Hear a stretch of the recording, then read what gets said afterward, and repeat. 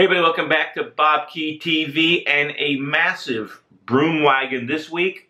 Cycling's gone crazy, no surprise there. The good, the bad, and the ugly from the Giro, Yorkshire, Eschborn-Frankfurt race, and of course Neutral Zone News, Musette Musings, Tweet of the Week, but most importantly, new t-shirts. Just kidding.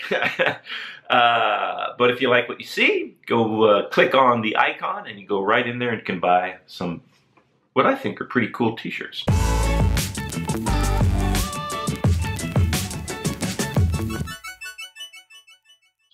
Let's get into the Giro. The good, Tom Dumoulin smashing the opening time trial. A exceptional ride by Tom Dumoulin. 2 seconds faster than Rowan Dennis. Rowan Dennis very rarely loses these events. And for Tom Dumoulin, who's got overall aspirations, a huge step forward in defending his title from last year. Like I said, Dennis second. Simon Yates, also the good. Whew, 7th. I thought that was a misprint when I saw the top 10, but a great ride. He must be in good shape. He must be totally ready, 100% prepared for the Giro. Did I pick him for the podium? I hope so. I can't remember. No, I think I picked him for the podium. In my Giro preview. The bad, Chris Froome laying it down. Dirt nap in the recon. Looking at the corners, critical for success in a technical and pretty short 10Ks or so time trial. And Froome overcooking the corner. Abrasions, but watching this, it looks pretty rough. Could have been way worse. Froome wound up losing 37 seconds to Tom Dumoulin, which is not ideal, but I don't think that's the end of the line for this Giro for Chris Froome. The veteran's got 5 Grand Tours in his back pocket already, and he is the type of rider that can chip away, knows exactly what he needs to do, and has shown in the past that that's not nearly a deficit that's impossible to overcome. It's also hard for me to imagine that the hoopla, the controversy surrounding his salbutamol case, that's ongoing, by the way, and shows no sign of being resolved, which is very, very unfortunate. I've mentioned that 100 times. But it's hard for me to imagine that all of that has not been a distraction to Chris Froome. If he continues to have these mistakes add up and is unable to win the Giro, it wouldn't surprise me one bit that even though he says he's 100% focused, he has no distractions, it'd be hard to imagine if that wasn't the case. Time will tell. Also the bad, Miguel Angel Lopez crashing in the recon. And he wound up losing 56 seconds to Tom Dom. And that's a lot, especially for a younger rider, hasn't won a Grand Tour. I think he's perfectly capable of that. And so I would imagine that his abrasions, his crash, took a lot more out of him than what had happened to Chris Froome. And 56 seconds, that is a huge deficit in modern bike racing in a Grand Tour. Lopez still, presumably, in my imagination, could get on the podium, but that is a big step in the wrong direction for Miguel Angel Lopez. Let's hope that his bad luck is over and does not have any more extensive injuries than those abrasions that I just mentioned. The ugly Konstantin Sitsov from Bahrain, also in the recon. Whew, man, must have been a sketchy morning for the riders. From the Bahrain squad, crashing out of the Giro. Broken 3rd cervical vertebrae. And Bahrain, consequently, has to start a rider short in the Giro. Also the ugly, take a look at this Instagram from Jack Haig of the Mitchelton squad. Oh, baby. Oh. It's going to be a rough few days for Jack Haig. When you, and to be honest, the the care for these type of wounds has improved exponentially since I was racing. When I was racing, every movement you made trying to sleep would wake you up because the cuts were basically just, you had a plaster and some tape. Thankfully, that technology has improved dramatically, and hopefully also for Jack Haig, that's the end of his bad luck, he doesn't lose too much sleep because of those cuts and bruises. Out on the open road of the Giro, Elia Viviani smashing it, quick step, another win. I believe that's number 7, and Viviani smoked the field. I mean, it was a race for second place. That was a huge, most sprints we see nowadays are a few centimeters is the difference between a lot of guys. Big win by Viviani. He raced for Sky last year, and he's just a different rider on quick step. So for whatever reason, it's working for Elia Viviani. I have my ideas of why that is.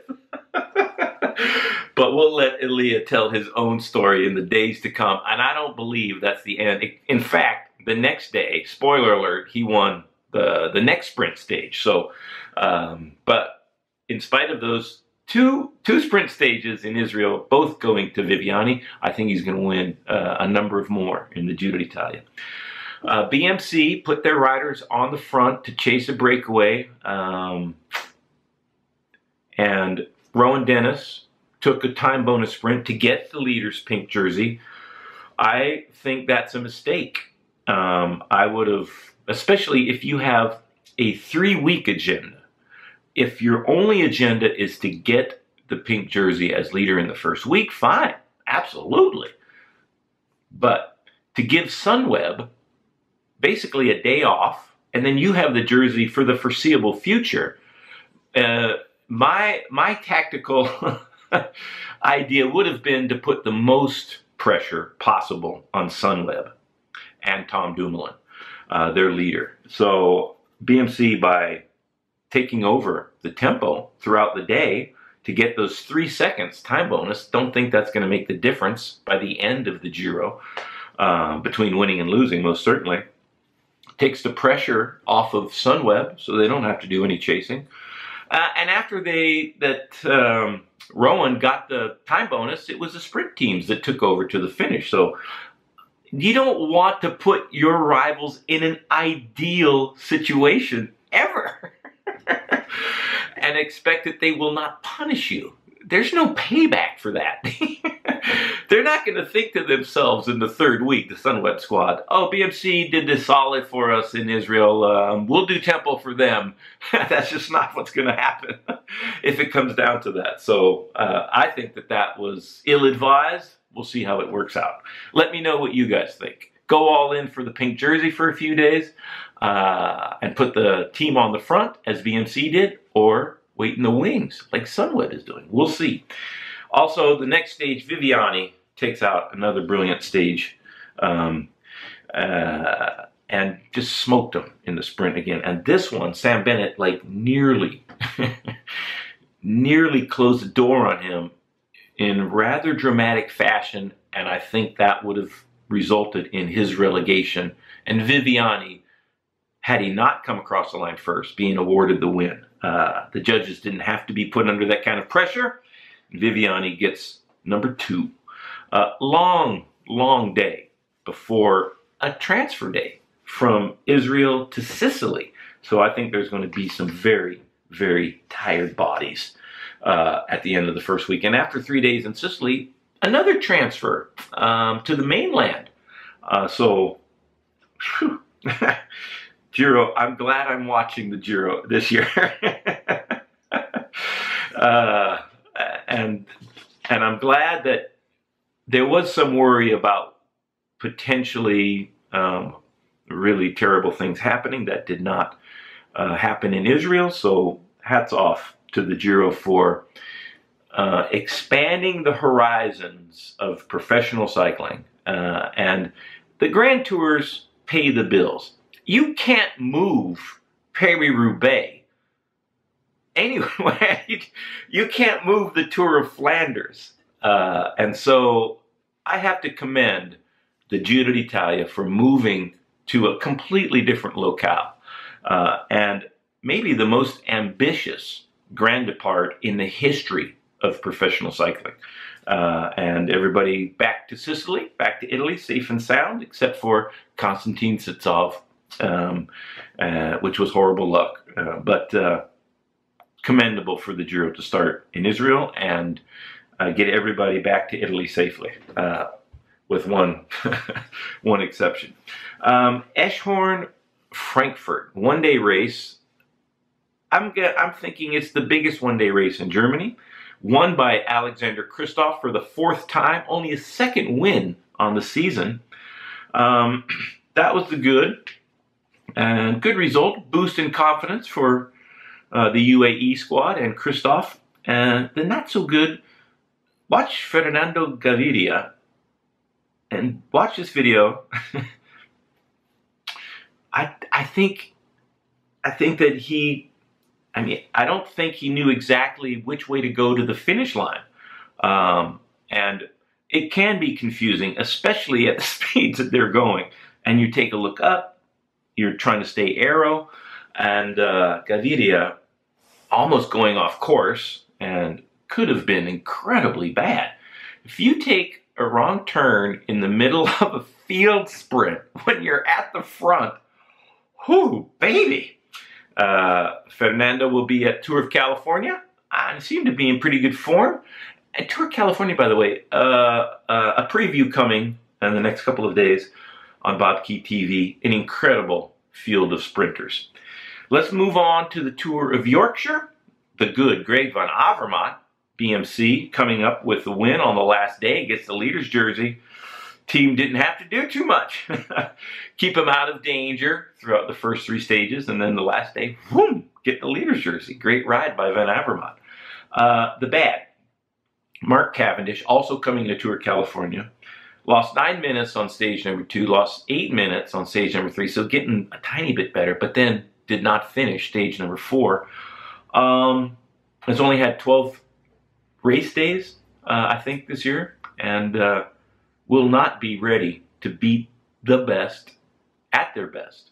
Peter Sagan, Fernando Gaviria, Marcel Kittel, amongst others, at the Tour of California. So I don't see how Cavendish is going to win any stages in California, considering the field of sprinters and his current fitness. You guys go in the comment section and tell me how many stages he is going to win or is not going to win. I'm not betting money on it. I'm just saying, great sprinters, not at your best. You guys do the math and let me know. This is in the beyond, nothing happened, but the potential, the horrible potential, it puts it in a new category of ugly. This is the Astana team car coming around the corner. Course marshal doing his job, blowing the whistle, has a flag, middle of the road, little traffic island. Watch what happens here. Oh my God. How bad. You don't even want to imagine what would happen if that course marshal wasn't as quick as a cat and whoom, saves himself, jumps out of the way. Oh, mercy. Driving the car, Lars Michelsen. And what I'd like to know is, what was he doing? And the sport needs to look into this. Astana's apologized, by the way. And I think, you know, a pretty authentic apology, from what I can tell. But the sport needs to look into what Michelsen was doing. He was not watching the road. And as cyclists, we've faced this countless times. People on their phone, totally distracted, putting on their makeup. Talked about that a lot on Bobke TV. But what was Lars Michelsen doing that prevented him from seeing right in front of his own eyes? Oh man, that could have been so much worse. Congratulations to the course marshal for being incredibly agile and quick. Didn't get a scratch, but the sport needs to make a clear directive. This is when you're driving the car, that's it. That's all you're doing. You're not doing the tactics. You're not on your phone. You're not looking at the GPS. You're listening to race radio, the official, and watching all the time. You're not reaching for bottles. And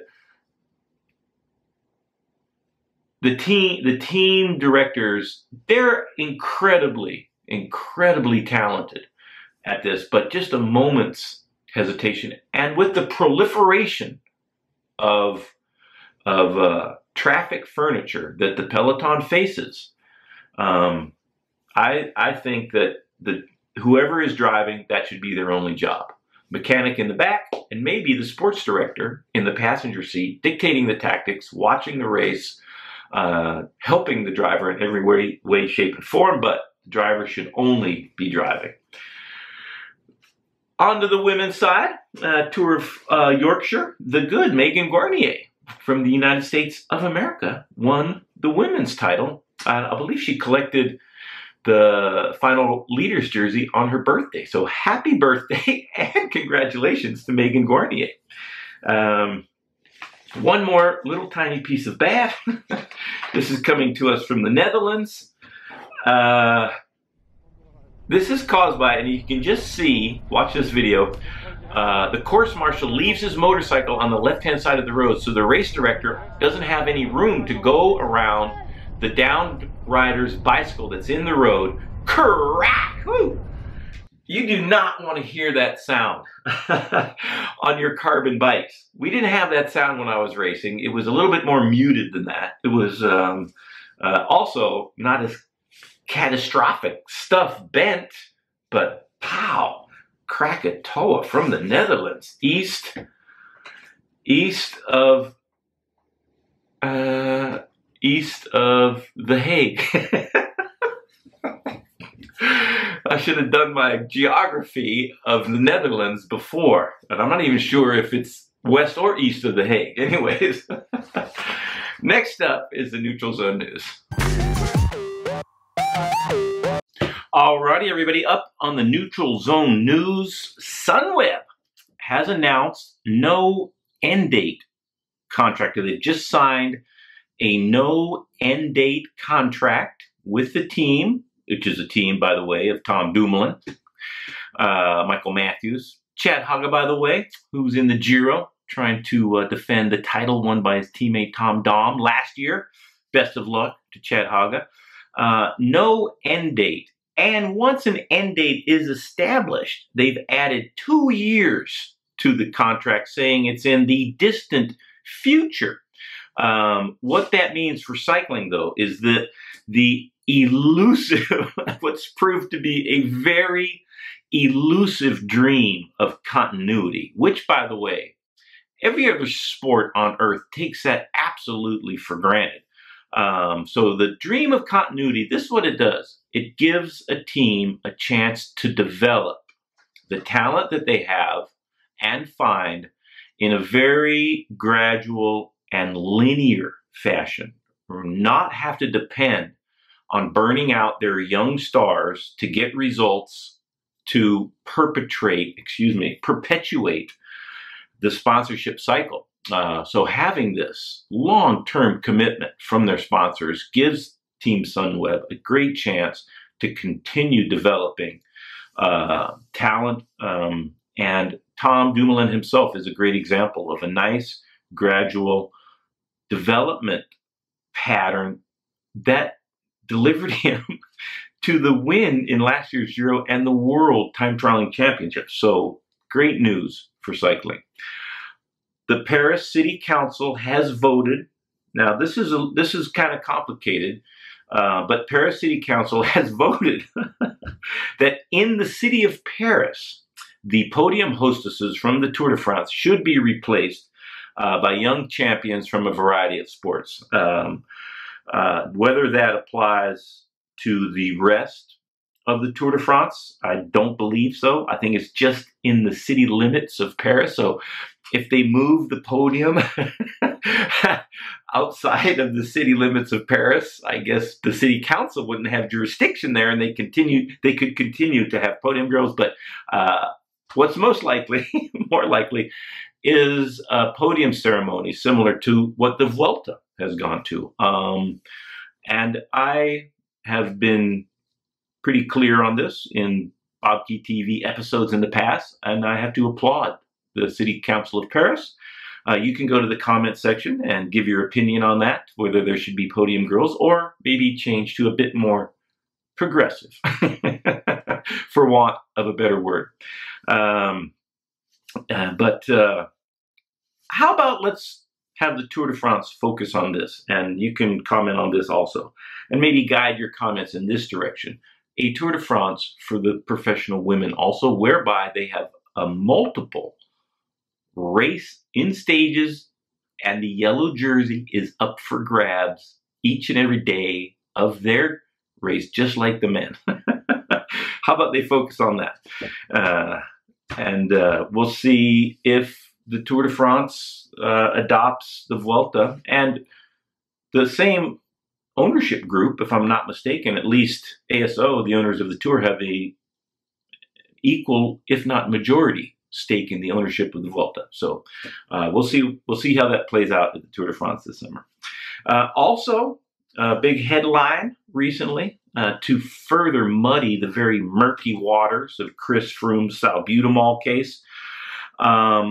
There has been a study on salbutamol and its efficacy as a doping control. The futility of the current salbutamol doping controls has been addressed in the British Journal of Clinical Pharmacology. The study was led by I'm not sure if he's a scientist. Don't think he's a doctor. I don't think he's actually a PhD, but his name is Jules Huberger in the Netherlands. And it's a long-winded study that basically concludes that the current testing procedure for salbutamol is wildly flawed and should be abandoned. He also, can't make this up, conducted a study last year, and he concluded that EPO does not improve performance. This is what the WADA has said, WADA, the World Anti-Doping Authority. We have conducted several studies on salbutamol and believe the current threshold is solid. Who do you guys believe? Jules Huberger or WADA? Let me know in the comment section. I'm going to lean towards WADA in this case. In fact, I'm going to agree entirely with WADA's assessment of this new study being published in England. Who paid for it? What were the control parameters, et cetera, et cetera? All of that would be nice to know. Until then, I'm going to stick with WADA, who's done presumably the due diligence required to make an adequate assessment of when somebody has twice the allowed salbutamol in their urine at any time, especially since that same person had done many hundreds of salbutamol tests in the past. All right, everybody, up next, the Musette Musings.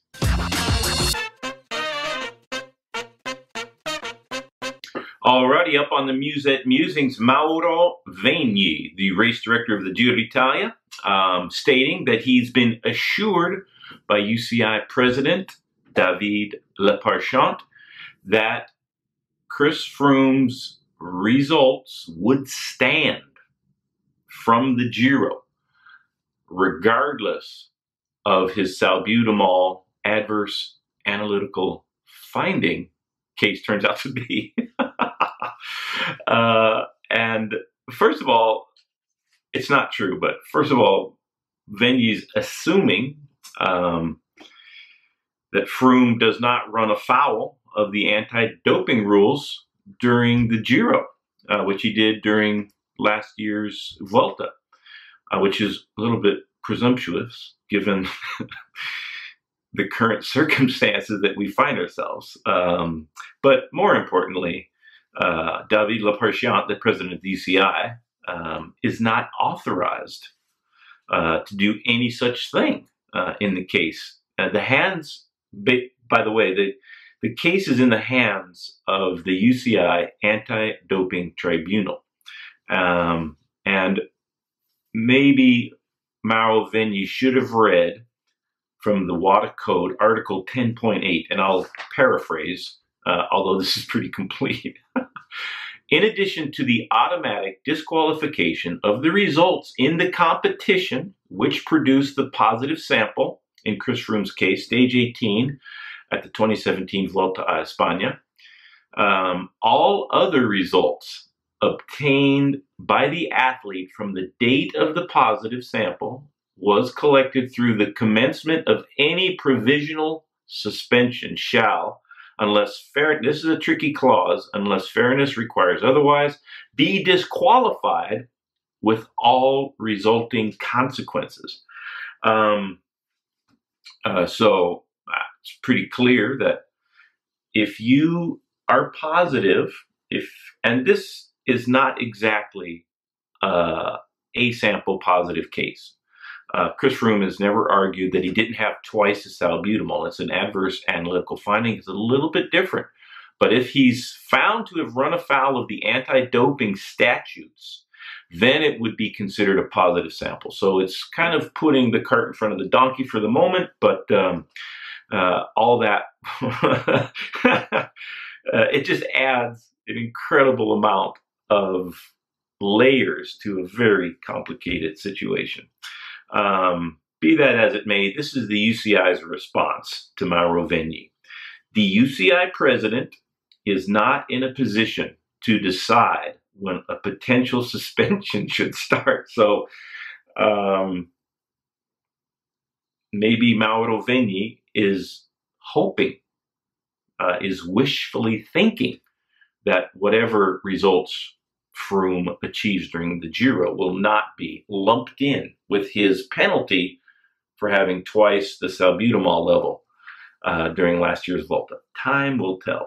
Vegni also went on to say that he believes he has been deceived by Team Sky, who did not reveal what was going on behind the scenes when Froome, Sky, and Vegni were negotiating Chris Froome's start money. Let's be honest about that. Mauro Vegni has also said he never negotiates with athletes for start money. But I'm pretty sure that the start money, and we're talking over $1 million, a lot of amounts have been put out there. It seems to have stabilized at 1.4 million euros. So we're talking about a lot of money. Mauro Vegni has been deceived by Team Sky. And so my question is, is Chris Froome still eligible for the start money if his case goes against him during or even after the Giro?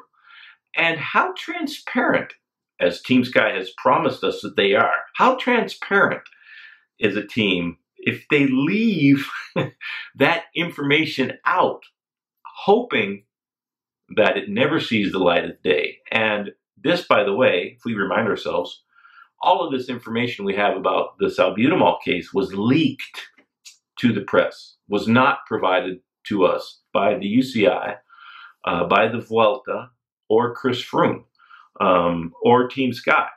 So it's a little disingenuous to say you were deceived by Team Sky and not include in that Chris Froome is ineligible for his start money, especially if Chris Froome was negotiating with Team Sky and Vegni not in good faith, not having disclosed everything that was going on behind the scenes. So the wheel just keeps on turning.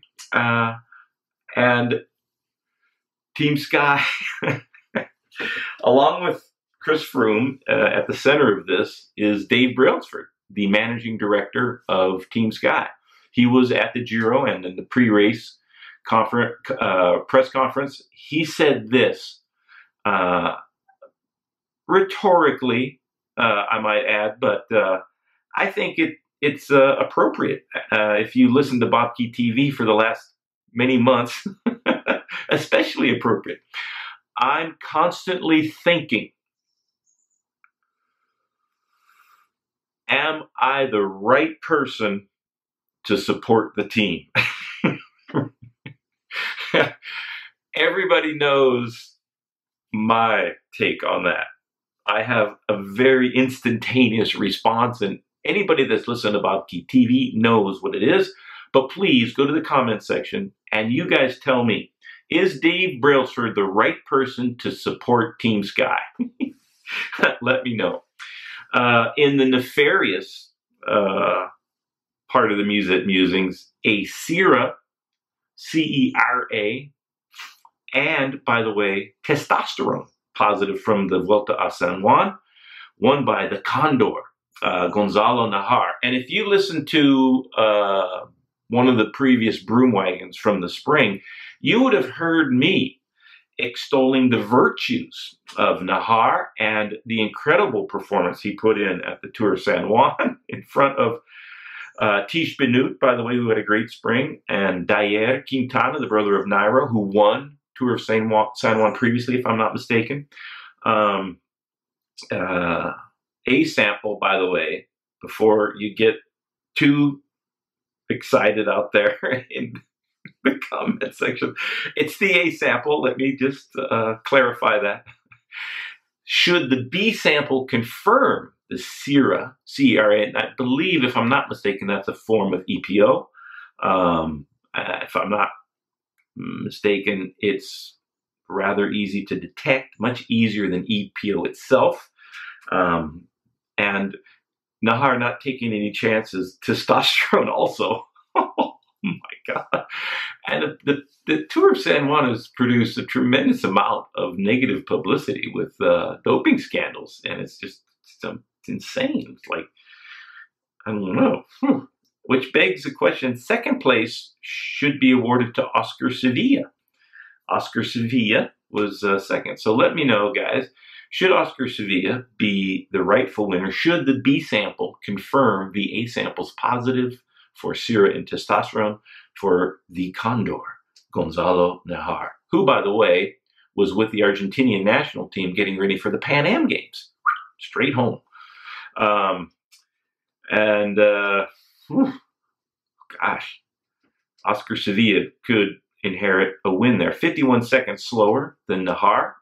So we shall see. Stay tuned for an update on that when the B sample, whether it's positive or not, confirms the A or does not.